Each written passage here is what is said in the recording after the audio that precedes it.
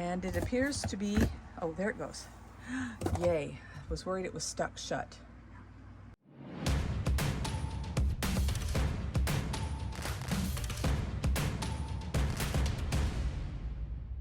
Hi and welcome. If this is your first time visiting our channel, I'm Peggy.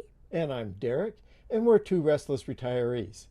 We started RVing back in 1987 with a 27-foot Tiffin Allegro, and it had no slide outs, No GPS. No GPS. We had no cell phones. Since that time, we've owned 2 fifth wheels and 2 motorhomes, including the one that we are currently in, our 2019 Tiffin Allegro Open Road 36 LA. But no matter what kind of RV you own or hope to own, there are certain safety and emergency essentials that we really think every RVer should have. Now, our list isn't exhaustive, but we hope it will help you have a safer and more enjoyable trip. Let's get started. So let's start in the cab. This is our TPMS system, tire pressure monitoring system, and it helps us know the temperature and the pressure of each of our tires. So the system will help you know if there's a problem with your tires, if they're too hot or the pressure is going down, and that way you'll have time to pull over before you have a serious blowout or other issue. Our system has 10 sensors, 6 for our motorhome and 4 for our Jeep that we tow behind. Our system includes a repeater that boosts the signal from the sensors in the Jeep all the way up to the monitor in our cab. If you have a motorhome, it's likely you are or will pull a vehicle or dolly. Research carefully about what vehicles can be flat towed and which ones cannot, and decide what setup is best for you.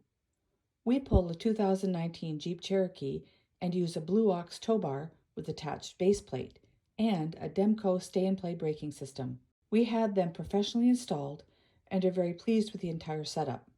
This is such a critical installation for the safety of your family and your vehicles. We urge you to consider having it professionally done for safety and peace of mind.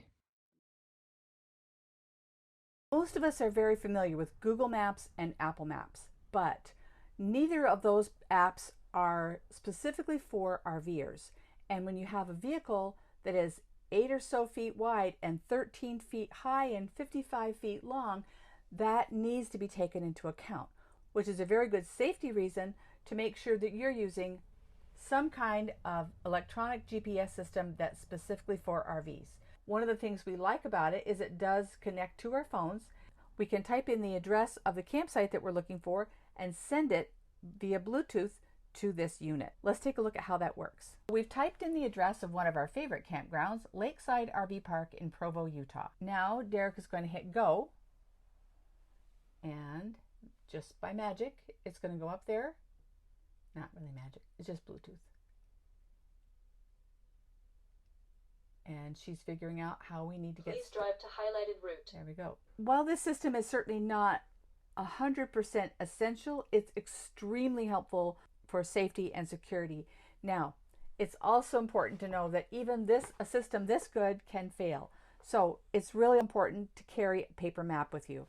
And this one is it's an Good Sam Road Atlas, and it will tell you the kind of routes that truckers go on that are safe for RVs, because you don't want to find yourself in a situation where you're approaching a bridge that's way too low and it will shear your air conditioner right off.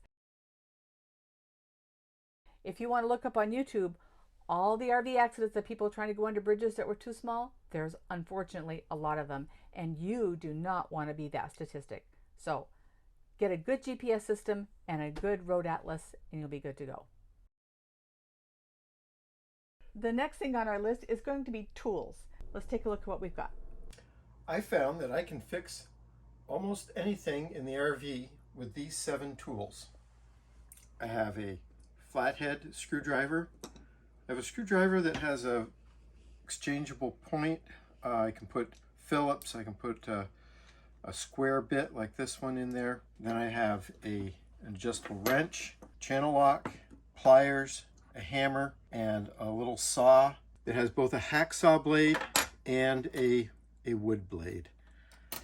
And with those 7 things, I can fix just about anything inside the RV, and you can too.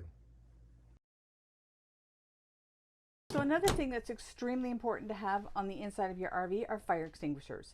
According to firesystems.net, recreational vehicles should have 3 working fire extinguishers.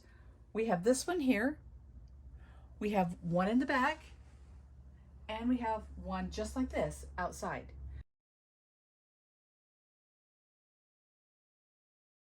Make sure that you have enough fire extinguishers in your RV and that they are working order and that you know how to operate them.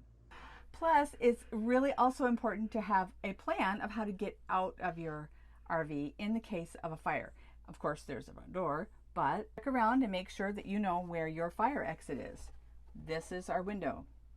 Notice the red handles. Right. Red handles, and it will push out. And this is also a fire exit.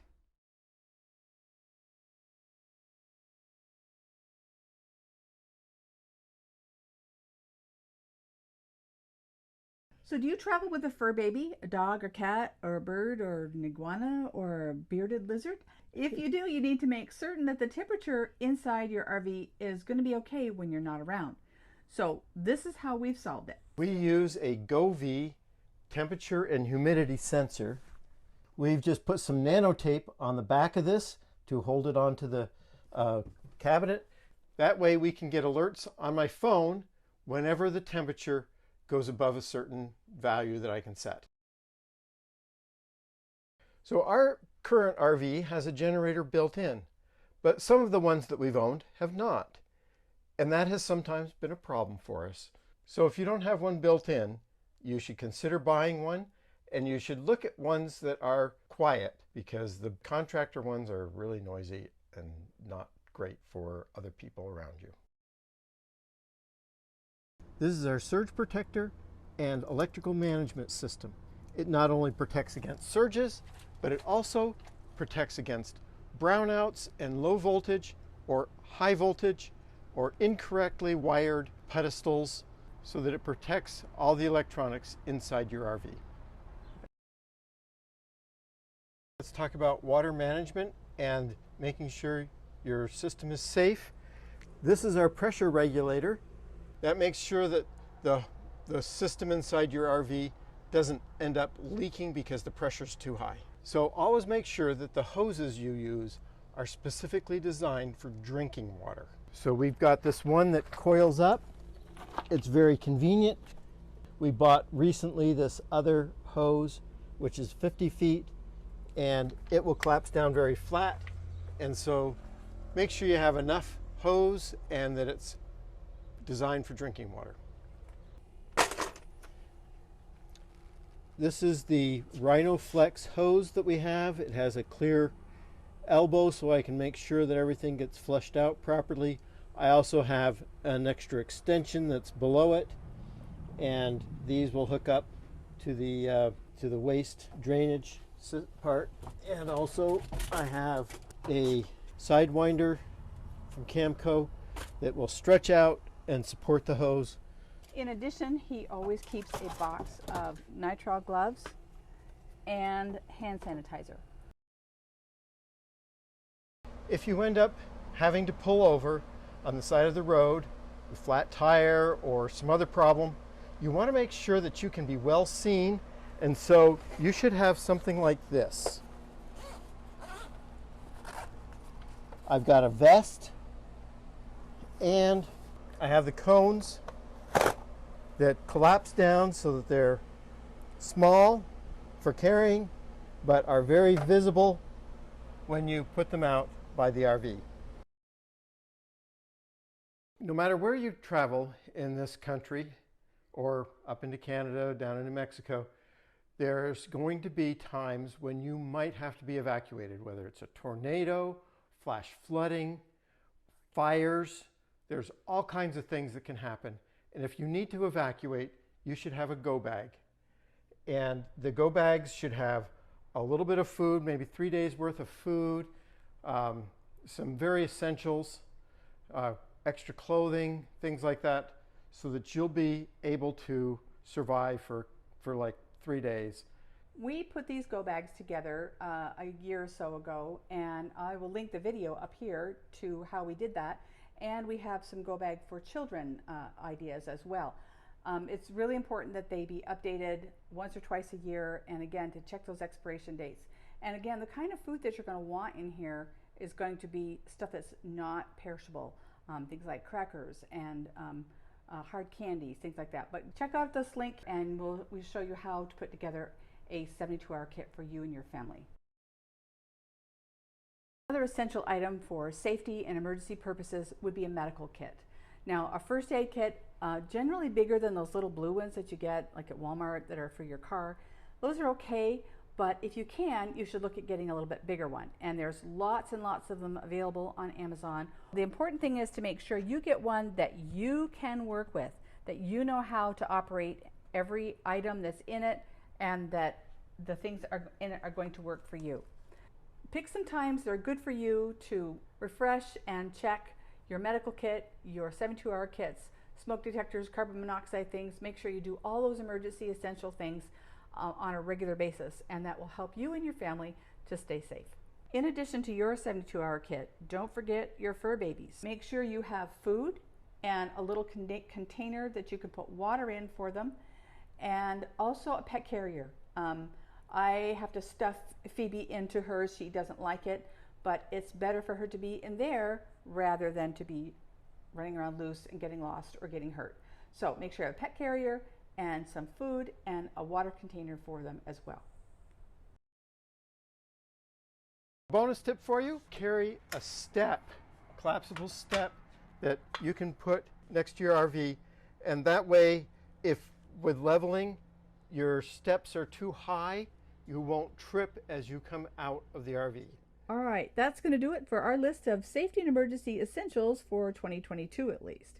Now, it may be the next year we'll find another item or some other product that really improves and helps safety, and so we will bring that to you if we find it. And if you have ideas that you think should be on the list, please put them in the comments below. As we said at the top of the video, this is not an exhaustive list. This is just a few items that we think are really, really important, and it's our essentials. Hope, absolutely, it's our hope that these things might help you to be safe and happy on the road, and that you can just get out there and make memories. So if you haven't already, make sure you hit that subscribe button. If you like the video, give us a thumbs up and ring the bell to get notified. You bet. And until next time, Restless friends, you take care. Bye.